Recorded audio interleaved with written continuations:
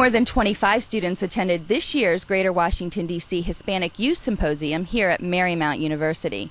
The three-day event creates a support network for Hispanic youth and puts them on the path to success. In my hand, I have the one thing that you need to succeed.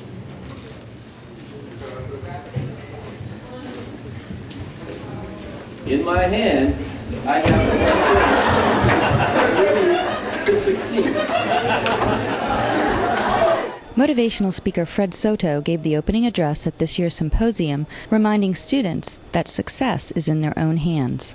The symposium, now in its third year, is an outreach program of the Hispanic College Fund. It brings together corporate America, federal agencies, and the nonprofit community to encourage Hispanic high school students to achieve their dreams by first getting a college degree. George Cushman is Development Director for the Hispanic College Fund and Director of the Symposium Advisory Committee. Really, it's to try to develop a college-going culture among this group. That's really the key. And we're doing that by trying to build confidence in them. We're talking about the roots, making them proud of who they are, where they come from, letting them know that the barriers that they feel they have, I speak Spanish, I'm from a poor family, these are really benefits. These are the things they need to get in their college essay. This is the thing that distinguishes them. The symposium targets those Latino students needing encouragement and guidance in reaching their potential. What we're looking for is the middle student that maybe needs just that little extra push so that we'll get into college. We're hitting them at a point now where they can raise their grades. They can still make it in. They can do a better essay, so if their test scores aren't quite as good, they'll still get selected. We're trying to make that difference with those students. The other student that comes from the schools sometimes is the A student who isn't necessarily motivated to go to college. And we're grabbing that student as well. And the results have been phenomenal. Over 90% of the kids so far that have gone on, have graduated from high school, I've gone on to college. Holding the event on a university campus lets the high school students get a feel for college life. When they come in, they're looking around, this is the campus, so this is college. And when they leave, they're walking around, I'm the big man on campus or the big woman on campus. And what's the objective here is that they raise their confidence level. Volunteers are key to the symposium's success. There's better than 2 volunteers per student. They come from they involve students that have come here before, which we refer to as sending the elevator back down. They're coming back to help the next batch through. They're reaching back. That includes government employees, that includes corporate people, that includes nonprofit people. It's the entire community. I think the important thing is that there's an entire community.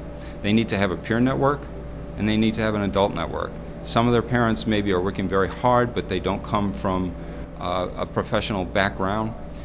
What we're showing them is the background is there. The legacy is there. It's in the community.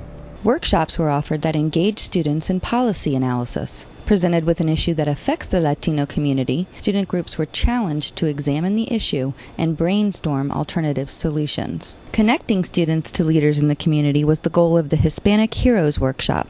Representatives from Lockheed Martin, Capital One, the Department of Justice, and many other agencies and businesses shared their personal success stories, including the obstacles and challenges faced.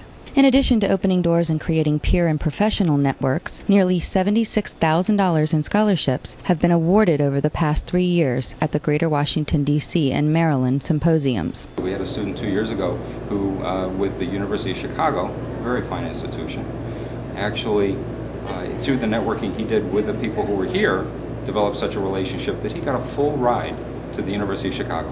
Unbelievable. Alberto Camacho, a Hilton High School student, was awarded a scholarship for his participation in the speech competition held at last year's symposium. He returned this summer for more information and more opportunities to meet people. I got a lot of information out of it as to how to finance for college.